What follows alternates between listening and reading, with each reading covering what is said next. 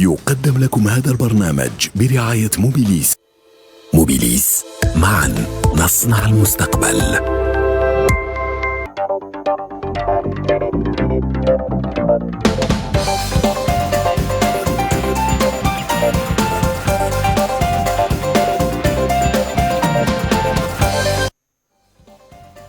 Chers téléspectateurs, bonsoir. Merci d'être fidèles à L24 News et au Pro de l'Écho, votre programme hebdomadaire dédié 100% à l'économie. Je suis tout naturellement très heureux de vous retrouver pour une nouvelle thématique qui a trait à l'économie algérienne et au monde des affaires tout particulièrement.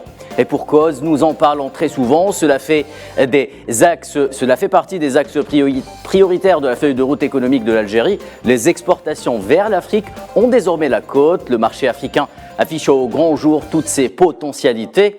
Et il faut le dire, les opérateurs nationaux ne sont pas insensibles à son fort potentiel. Des parts de marché à l'export sont à prendre, mais faut-il encore pour nos entreprises qu'elles aient la compétitivité nécessaire et la bonne approche pour ne pas se tromper de ciblage et de positionnement. Comment placer des produits algériens sur les marchés africains? Comme chaque semaine, les pros de l'écho s'emparent du dossier.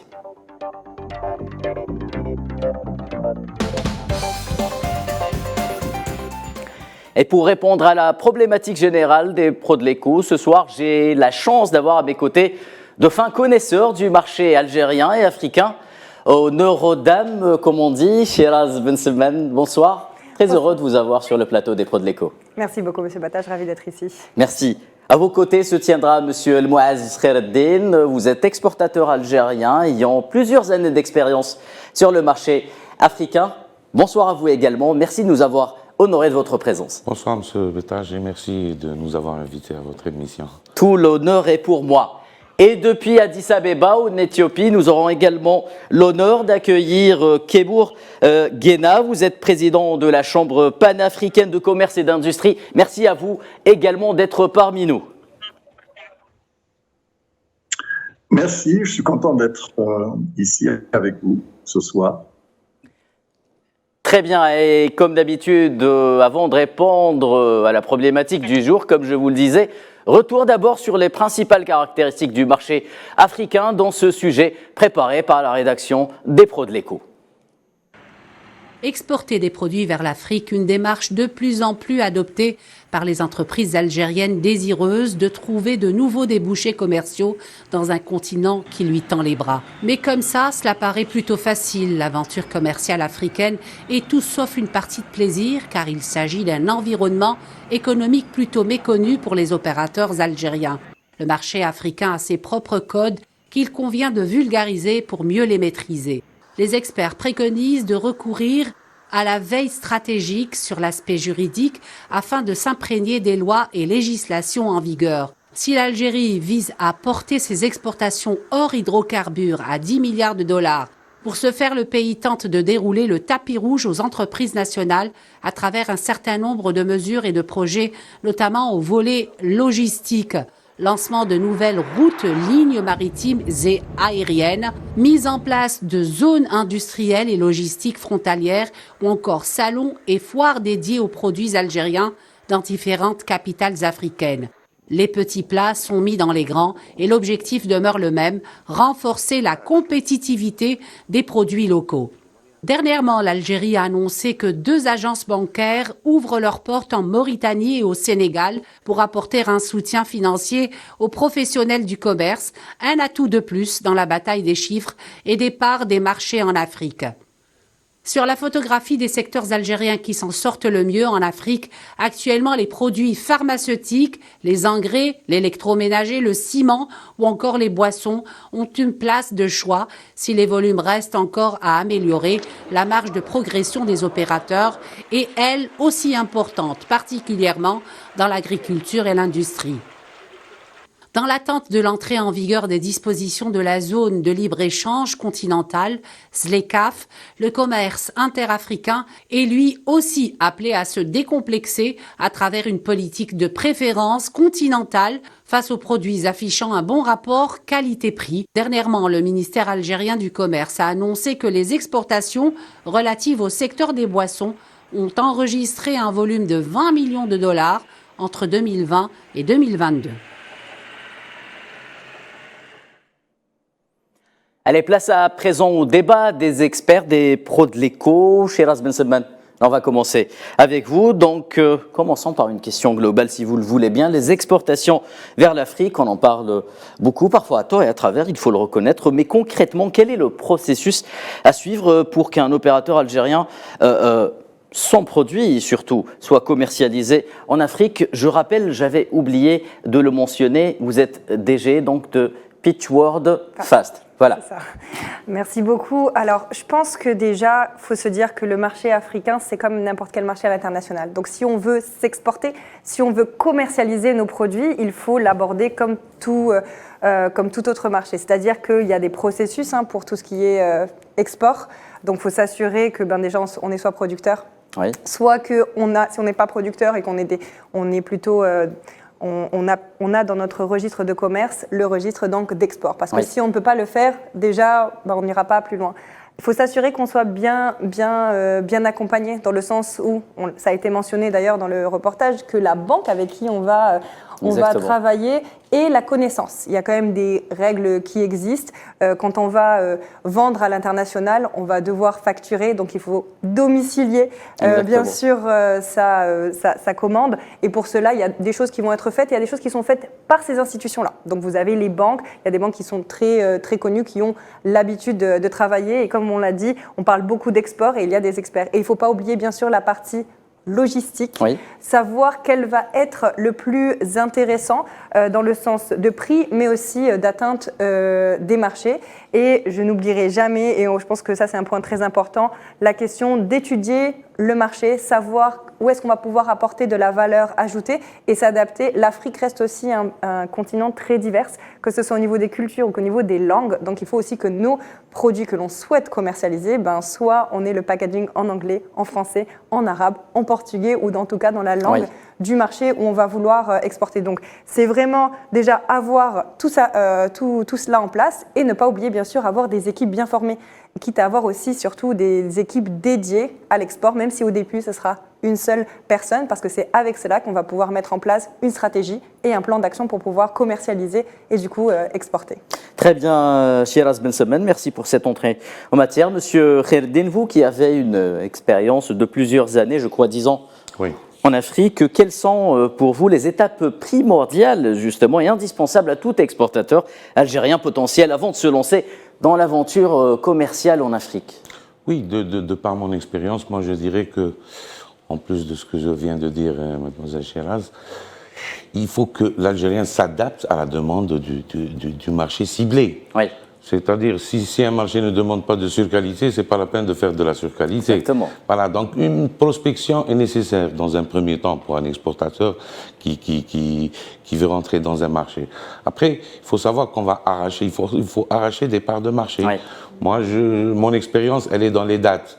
Donc vous êtes exportateur de dates. Oui, donc je vais essayer de livrer un peu mon expérience. Oui, racontez-nous un peu votre parcours. Voilà, et en 2012, il a fallu, quand j'ai fait ma prospection, il a fallu que je m'installe carrément, pas personnellement, mais j'ai ouvert une société au Sénégal, j'ai mis mes propres frigos et j'ai ouvert ma propre société spécialisée dans l'exportation de dates. Vous êtes entre guillemets délocalisé en partie, oui, non, c'est une partie de votre chaîne de valeur. J'ai ouvert une antenne. Oui, une antenne.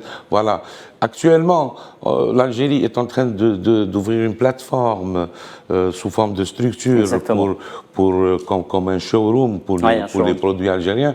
Ça va aider beaucoup les Algériens et je conseille les opérateurs à se diriger vers cette plateforme qui va ouvrir incessamment ou qui est pratiquement ouverte au Sénégal et en Mauritanie. Voilà, il y a la banque, l'ABS, l'Algerian Bank of Sénégal et l'Algerian Bank of Mauritanie qui sont ouvertes aussi pratiquement. Donc tout ça, c'est des avantages en plus de la ZLECAf qui est presque opérationnel aussi. L'opérateur algérien doit s'adapter à la demande du marché qui va cibler selon les produits. Voilà, nous avons ici des produits qu'on exporte en Europe et qu'on pourra vendre à un prix africain, j'allais dire, c'est-à-dire selon un pouvoir d'achat africain. Voilà. Donc adapter le rapport qualité-prix tout simplement, voilà, il faut s'adapter à la demande du marché. Voilà, les couleurs ne sont pas les mêmes dans le packaging, la manière, le packaging dans le sens divisionnel ne sera pas le même. Il faut s'adapter au marché. Être à l'écoute du marché, voilà, comme on dit. À la suite à une prospection. Il faut faire une petite prospection au départ pour ne pas se tromper dans la distribution. Très bien, merci Monsieur Khaireddine. Monsieur Kebour Guéna, justement, quelle est votre vision des entreprises et des produits algériens et quelle valeur ajoutée peuvent-ils avoir vis-à-vis d'autres concurrents en Afrique? Eh bien, merci. C'est sûr que l'Algérie aspire à accroître de manière significative ses échanges avec le reste du continent africain. Actuellement, le commerce algérien avec les pays de l'Afrique est très faible. Oui. Juste pour vous donner une idée, moins de 0,5% pour tout ce qui est d'exportation et moins de 1% pour tout ce qui est importation. Hors hydrocarbures. Oui. Je veux dire, parce que si on prend au niveau de l'hydrocarbure, ça représente à peu près 90% des exportations en Afrique. Donc l'Algérie dispose d'une marge de manière considérable pour améliorer ses chiffres d'affaires. J'ai eu l'occasion de voir des produits d'Algérie lors de ma dernière visite à Alger. Tout récemment, rappelons-le, oui. Voilà, exactement. Oui. Il y a de très grandes opportunités pour des produits algériens. Toutefois, comme les interlocuteurs l'ont déjà mentionné, certaines entreprises pourraient être amenées à modifier leur stratégie d'exportation et pénétrer plus profondément dans la chaîne de valeur africaine. Voilà brièvement ce que je vois pour tout ce qui est exportation des produits algériens en Afrique. Très bien, merci Monsieur Kebour Guéna. Une nouvelle fois, Madame Benseman, alors on est pratiquement sur ce plateau et même à partir d'Addis Abeba, unanime pour dire qu'il y a une marge de progression à prendre en charge de la part des entreprises algériennes. Alors comment justement, comment améliorer selon vous la compétitivité à la fois des entreprises algériennes et des produits qu'elles proposent en amont justement de l'opération de l'exportation? Alors je pense que quand on parle déjà de nos produits, il faut s'assurer de la qualité, de la valeur ajoutée. C'est-à-dire que déjà les produits que l'on offre à nos consommateurs locaux doivent être aux normes internationales pour que, en fait, si demain, comme M. Kebour Guéna a mentionné, il est venu en Algérie. Donc, il a vu des produits algériens. Donc, il pourrait, comme lui, comme toute personne qui viendrait faire des visites de prospection, comme M. Batache fait à l'étranger. M. Khaireddine. M. Batache, c'est moi. C'est vous. C'est Khaireddine. Je m'excuse. Vous avez, M. Khaireddine l'a mentionné. Il fait des missions de prospection. Donc, imaginons que nous avons des Africains qui viennent, et on en a, hein, on a des délégations qui viennent en Algérie. À foison, oui, parfois. Exactement. Donc, ils vont voir des produits algériens et ils vont voir eux-mêmes connaissent leur marché. Donc, ils pourraient être intéressés pour vendre nos produits. Donc, si on ne s'assure pas déjà que la qualité, que le marketing que l'on a au niveau national est vraiment aux normes internationales et que si demain on a quelqu'un qui est intéressé, on peut tout de suite le vendre, et bien déjà ça on aura un problème. Donc je pense que déjà nos producteurs, et je sais que beaucoup le font, doivent s'assurer de la qualité de leurs produits, s'assurer de répondre aux normes internationales bien sûr de production, mais toutes les questions de réglementation qui pourraient les intéresser dans des marchés à l'étranger et ne pas se focaliser seulement sur la question de prix. Monsieur Khaireddine l'a mentionné dans le sens où oui, on a de la qualité à des prix africains, mais il ne faut pas que l'on reste focalisé sur ça en se disant on est beaucoup plus compétitif niveau prix. Il faut vraiment être compétitif sur la valeur ajoutée, sur la qualité. C'est une manière de prendre parfois peut-être à la légère les exigences du marché africain. Oui, parce qu'on peut se dire que peut-être, alors de nouveau, je le redis et on le redira jamais assez, l'Afrique est très diverse. Et c'est pas parce que l'Afrique est diverse ou parce qu'on a l'impression que l'Afrique n'est pas développée, c'est pas du tout le cas. Et ils ont l'habitude et il y a énormément de pays qui exportent vers l'Afrique, la Chine, l'Inde, l'Europe, il y a beaucoup de pays, donc ils connaissent, ils savent. Donc l'environnement concurrentiel tout à fait. est bien développé, oui. Exactement, et ça a été mentionné par M. Guéna, ça a été mentionné par M. Khaireddine, il faut qu'on soit compétitif, il faut que l'on prenne des parts de marché, il ne faut pas attendre et se dire on est africain donc oui ils vont préférer. C'est vrai qu'en ce moment avec la ZLECAf il y a une préférence vers les produits africains donc il faut qu'on joue sur ça, mais ça n'est pas parce que seulement on est algérien ou seulement qu'on a une question de prix, il faut vraiment s'imposer avec des produits de qualité, des produits compétitifs, des produits qui apportent, se différencier au final, ce qui est un peu le b.a.-ba quand même quand on parle de commerce et de vente, il faut voir comment on va se différencier par rapport à notre concurrence.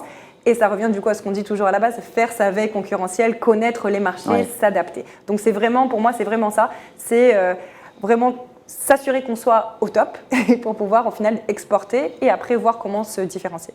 Très bien, Monsieur Khaireddine, même question. Comment améliorer justement cette compétitivité? Je rajouterai à ce qu'a dit Mlle Sheraz, il y a aussi le lobbying.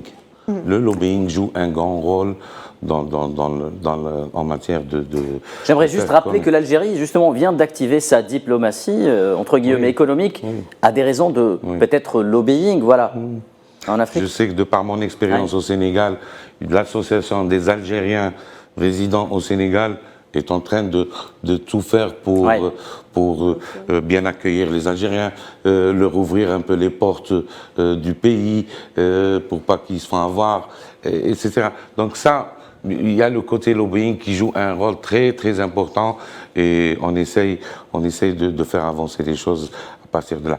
Après, il y a la demande, il faut cibler, il ne faut pas partir comme ça avec des produits sans savoir...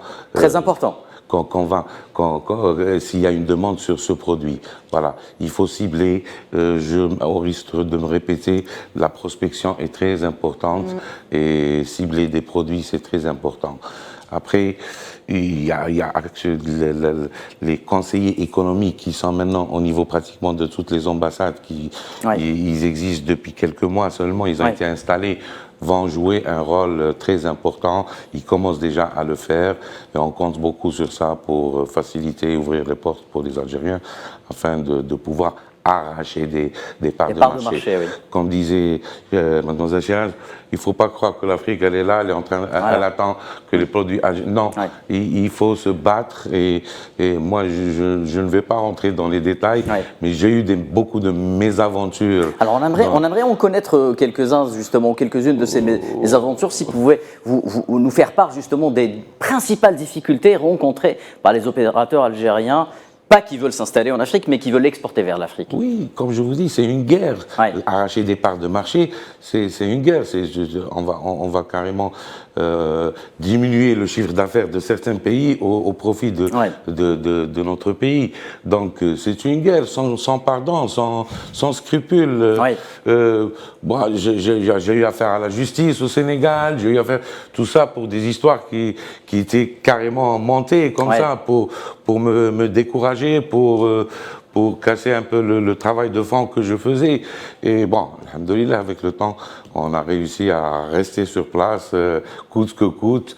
Ça a coûté ce que ça a coûté, mais bon, les dates d'Algérie ont la plus grande part de marché actuellement au Sénégal. Justement, est-ce que vous avez des chiffres à nous donner par rapport aux volumes actuels? Le Sénégal consomme aux alentours de 2000-2500 tonnes selon les années de date. En 2012, on n'avait pas une tonne de date exporté vers le Sénégal. Aucun kilo exporté directement vers le Sénégal. Actuellement, on a près de 70% de part de marché. Donc 70% du marché de la date au Sénégal est détenu par les Algériens. C'est de la date d'Algérie. Voilà.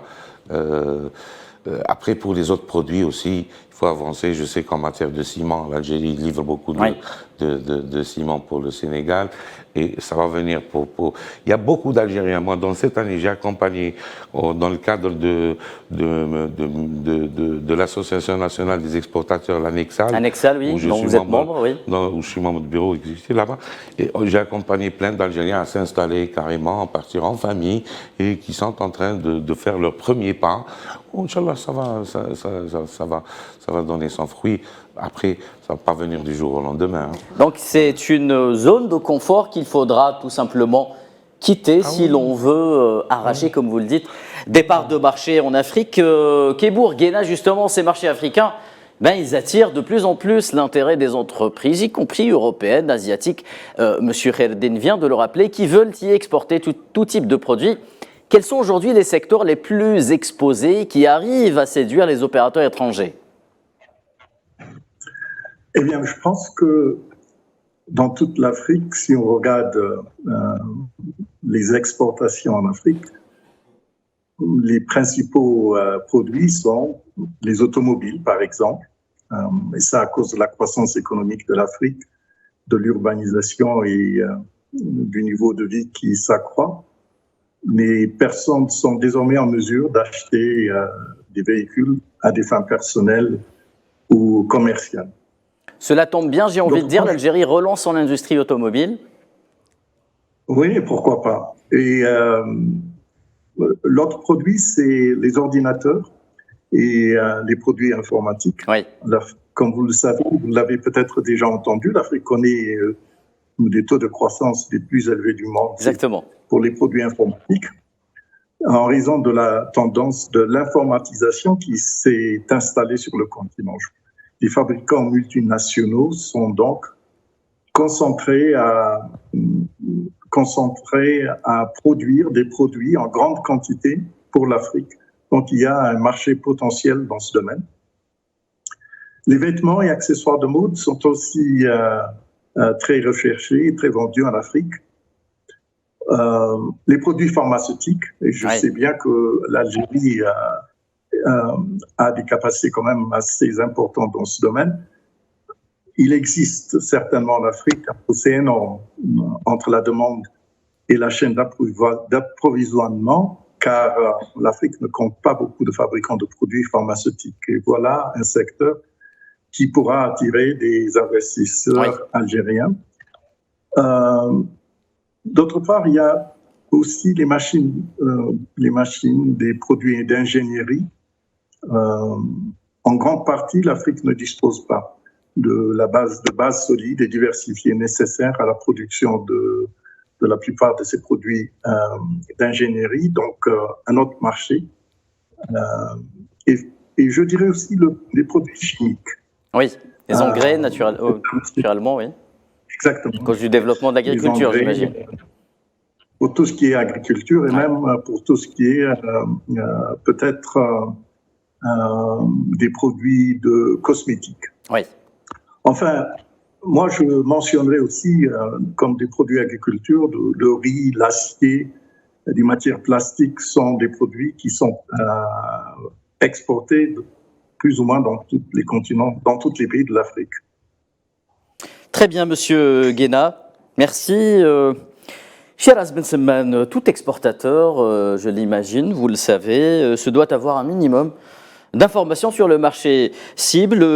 Quelle serait la parfaite, en quelque sorte, boîte à outils que doit détenir l'opérateur économique algérien désireux de s'exporter ou d'exporter ses produits sur un marché africain quelconque? Alors, pour moi, je pense qu'il y a deux points très, très importants qui seraient dans cette boîte à outils qui, après, bien sûr, prennent. La première, c'est, vous l'avez dit, c'est l'information, c'est la donnée. Oui. Donc, vous avez, et quand on parle de. Je vais dire la deuxième, et après, comme ça, j'exposerai les deux. Donc, on a données et réseau. Donc, la première chose, quand je dis données, ça va être les données de marché. Ça va être, en plus, certaines données qui sont accessibles sur.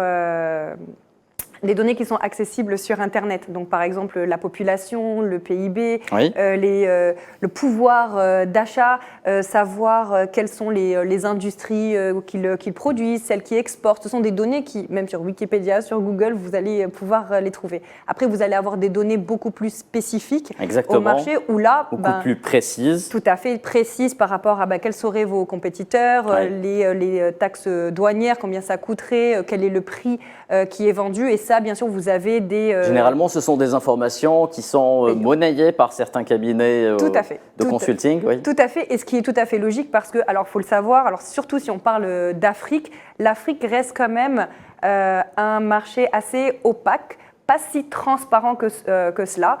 Moi, je le vois dans le cadre que ce soit des missions que l'on fait ou alors de l'initiative qu'on a lancée, parce tous les mois, on se rencontre avec les autorités africaines sur des questions économiques. Et déjà, juste pour avoir accès au numéro de téléphone des ministères, c'est-à-dire que je ne vais même pas sur quelque chose qui c'est censé être donné public, on a dû galérer pendant des mois, voire des années, des fois, pour trouver de bons contacts. Le bon contact, oui. Donc vraiment, sur ça, donc la donnée, moi, je considère que même en tant qu'Algérien, il faut se dire que ça a de la valeur. Vous l'avez dit, ça se monnaie parce qu'il y a un travail qui est fait sur place. Et la deuxième chose, comme j'ai dit, c'est le réseau. Et le réseau, alors ça va. À la fois, vous l'avez mentionné, on a le ministère des Affaires étrangères et on a une direction économique qui est portée sur l'Afrique. On a nos ambassadeurs à travers l'Afrique qui sont aussi là pour nous aider. À chaque fois que j'ai à partir en Afrique, j'ai eu à rencontrer nos ambassadeurs, que ce soit au Botswana, en Afrique du Sud, au Kenya. Là, je pars en Éthiopie, je vais les rencontrer de nouveau parce qu'ils sont aussi là pour ça. Ils sont à l'écoute des exportateurs algériens. Ils sont à l'écoute et ils sont ravis de voir. Et bien au contraire. Alors quand j'étais au Zimbabwe, j'avais rencontré notre ambassadeur qui même lui me disait au Zimbabwe, moi je pense qu'il faudrait que l'on ramène une délégation, il faut que l'on ait des producteurs pharmaceutiques, je sais qu'on a un savoir-faire sur le cuir, il faut qu'on ramène, ils savent, ils connaissent le marché, donc il faut vraiment s'appuyer sur ces réseaux. En plus de ça, vous avez aussi les chambres de commerce. On est avec nous Kabor Guena qui est président de la Chambre panafricaine de commerce et d'industrie. Exactement, et vous avez dans chaque pays des chambres de commerce qui sont aussi là pour dire quels sont les besoins. Monsieur Khalid l'a mentionné, il ne faut pas vendre tout ce qu'on veut vendre. Moi, j'ai un produit, il faut vraiment s'adapter et vendre que le produit qui est vraiment dont un marché a besoin. Donc, les chambres de commerce vont être aussi un bon interlocuteur. Et en plus de ça, toute personne que l'on va rencontrer qui exporte, donc vraiment le réseau en règle générale. Donc, je pense qu'à partir du moment où on a les bonnes informations, les bonnes données, que l'on a le bon réseau, ça va nous permettre au final de pouvoir mettre en place une stratégie d'export et un plan d'action qui sera au maximum, on va dire, le plus réaliste parce qu'après, rien ne change les missions de prospection, rien ne change le terrain parce que c'est après quand on va se retrouver sur place qu'on va connaître la culture, qu'on va comprendre et qu'on va falloir, bien sûr, s'adapter. Mais déjà, ces deux points-là sont vraiment les deux piliers pour moi pour pouvoir exporter. Monsieur Khaireddine, justement, cette question de lobbying qui est intimement liée à celle du networking, Shiraz Ben Salman vient de le rappeler. Comment faire pour faire grandir justement ce réseau d'exportateurs algériens dans certains pays africains, qu'ils soient bien représentés et qui pèsent lourd justement dans le monde des affaires dans ces pays-là? Moi, je dirais d'abord, comme j'ai l'expérience du Sénégal, il y a la création, l'Algérie a encouragé la création d'associations de résidents algériens à l'étranger. Et l'expérience du Sénégal, je sais que cette association fait beaucoup pour accueillir les Algériens, leur montrer un peu les vices du pays, de chaque pays. Les coulisses. Voilà, les coulisses aussi. Donc ça, c'est très important. Après, il faut s'adresser généralement, avant de partir, à l'ambassade du pays, ici, là où on va. On peut avoir toutes les informations concernant les taxes, les autorisations qu'il faut préparer pour exporter un produit là-bas. Il y a une démarche qu'il faut faire au niveau des ambassades des pays. En amont. En amont. Ici, avant de partir, il faut consulter. La plupart des ambassades répondent, en tous les cas, ici en Algérie, les ambassades africaines. Voilà, en gros, c'est un peu ça. Comment faites-vous, justement, à titre personnel, pour connaître les besoins d'un marché donné, prendre la décision de vous positionner dessus? En d'autres termes, pourquoi avez-vous choisi le Sénégal, par exemple? C'était sous conseil de mon assurance, de la CAGEX, la compagnie algérienne des garanties des exportations. Moi, parce que le Sénégal, c'est un pays quand même qui est assez organisé par rapport à d'autres pays. Qui est structuré, assez structuré, organisé par rapport à d'autres pays. Et le Sénégal m'ouvre la porte vers tous les pays de ce qu'ils appellent la sous-région, c'est-à-dire de la CEDEAO. Voilà. Ils ont un port qui est très très conforme, les réglementations sont assez appliquées. Après, comme disait Mademoiselle Chiaz, j'ai apprécié, il ne faut pas croire que les Africains, c'est des pays qui sont en voie de développement. Exactement. Voilà. Exactement. Nous, en Algérie, on a beaucoup d'avance par rapport aux réglementations. Les réglementations sont appliquées en Algérie. Là-bas, il ne faut pas croire tout ce qu'on entend. Il faut appliquer la réglementation du pays sur place pour se couvrir et se protéger des mésaventures, puisque je vous disais tout à l'heure, moi-même j'en ai eu des mésaventures au Sénégal. Voilà. Très bien, merci Monsieur Khaireddine pour ce retour d'expérience. Kebour Guena, les marchés africains ne font pas partie des destinations dites traditionnelles justement pour les entreprises algériennes qui parfois ont du mal à comprendre peut-être l'environnement et le climat des affaires en Afrique. Que doit-on impérativement connaître ou que doit connaître un futur exportateur de l'Afrique avant de tenter l'aventure justement des exportations? Eh bien, moi, je dirais on commence par l'énorme possibilité que l'Afrique offre. Mais certainement, comme mes prédécesseurs l'ont annoncé, il faut étudier le marché. Si votre entreprise, par exemple, aujourd'hui, produit des machines et des équipements, comme je l'ai dit, des produits chimiques, des produits pétroliers, des instruments scientifiques ou des denrées alimentaires exportés vers l'Afrique, est une excellente idée. Donc, il est important d'avoir, je dirais, un agent pour se rendre régulièrement sur le marché cible et qui a établi un réseau sur place. Vous pourrez ainsi vous concentrer sur l'approvisionnement et la production. À un moment donné, il est important que vous preniez l'avion, bien entendu, et que vous vous rendiez en Afrique pour rencontrer des gens en personne et de nouer de bonnes relations, mais veillez à vous familiariser. Je rappelle qu'une ligne aérienne directe entre Alger et Addis Abeba a été annoncée par le président algérien Abdelmejid Tebboune il n'y a pas si longtemps que ça. Je pense que ça va arriver, certainement, peut-être cette année-là.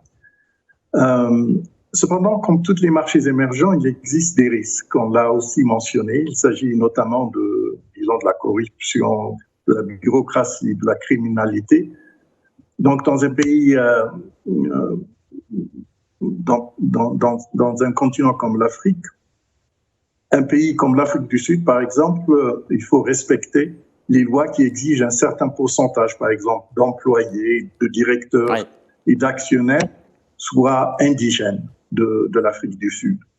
Ou si on prend un pays comme le Gabon, il y a des règles strictes qui doivent être respectées pour... Donc chaque pays a ses particularités en quelque sorte. Voilà, exactement. Donc il est important de s'implanter, moi je dirais plutôt possible, sur un marché en pleine croissance, surtout avec la ZLEC, la zone de libre-échange, qui a commencé vraiment de fonctionner à partir de 2021. Donc, il y a peut-être quelques problèmes à résoudre, mais certainement, moi, je recommanderais à des gens qui veulent se lancer dans cette aventure de commencer tôt. Très bien, merci Kebour Guéna. Malheureusement, nous manquons déjà de temps. Une petite dernière petite question à vous deux, chers experts. Très rapidement, la valeur ajoutée de la ZLECAf qui va bientôt, dont toutes les dispositions vont bientôt rentrer en vigueur, chez Aras Ben Salman, pour vous? Alors pour moi, ça va être bien sûr l'ouverture vers de nouveaux marchés. Cette possibilité, alors on va avoir des réductions de taxes, on va avoir des préférences vers les produits africains. Ça va permettre, comme on le disait, à des missions économiques entre pays africains de donner vraiment des avantages. On mentionnait récemment qu'on avait fait une mission on va faire une mission pharmaceutique et Kenya donc dans le secteur pharmaceutique, et on le sait que si les producteurs locaux dans ces pays-là s'installent, à ce moment-là, on va avoir des préférences avec les marchés locaux. Donc le fait que ça fasse partie de la ZLECAf, par exemple, les exportateurs algériens vont pouvoir bénéficier donc des mêmes avantages. Ça va donc permettre aussi d'être... Une espèce d'intégration, tout simplement. Tout à fait, c'est tout à fait ça. Et c'est de se connaître mieux, d'adapter et d'améliorer aussi la façon dont on fait le commerce, d'apprendre les uns des autres. On a beaucoup à apprendre de nos frères africains, de comment est-ce qu'ils font le business, que ce soit nous en tant qu'exportateurs, mais aussi en tant que producteurs. Donc je pense que ça va vraiment être ça, donc de l'intégration, des facilités et de l'apprentissage. Très bien, Monsieur Khaireddine, très rapidement, votre avis également sur l'entrée en vigueur de la ZLECAf? Oui, moi je dirais que la ZLECAf va nous faire gagner de l'argent. Voilà, tout simplement. Tout simplement. Maintenant, je crois, il y a 52 pays sur 54 pays qui ont déjà ratifié et tout. Et donc, vivement le jour où on pourra réellement exporter des produits avec les avantages de cette zone de libre-échange. Voilà, donc très bien, donc, je dirais sur ça, que du positif. C'est gagner de l'argent, c'est consommer africo-africain, Ça aussi, c'est très important. Ça va nous permettre aussi d'importer des produits que nous n'avons pas ici. Oui, également. D'Afrique. Vous savez qu'il y a la richesse de l'Afrique, elle va vers d'autres pays d'Europe. Pourquoi pas chez nous? Elle viendra directement dans le café. Il va en Europe, ensuite il vient chez nous. L'ASDECA va sûrement donner un avantage, une valeur ajoutée pour les fournisseurs, les autres fournisseurs, pas que pour l'Algérie. Très bien. Donc c'est sûr qu'elle va booster l'économie africo-africaine, je dirais. Merci infiniment à vous, chers experts, d'avoir répondu à nos questions, d'avoir apporté votre expérience, Monsieur Khaireddine, par exemple. Merci, Shiraz Ben Salman. Merci à vous également, Kebour Guéna. Je rappelle que vous étiez en direct avec nous depuis Addis Abeba. Vous êtes le président de la Chambre panafricaine de commerce et d'industrie. Chers téléspectateurs, c'est la fin des Pros de l'écho. Merci de nous avoir suivis. Rendez-vous la semaine prochaine. Excellente soirée sur Al24 News.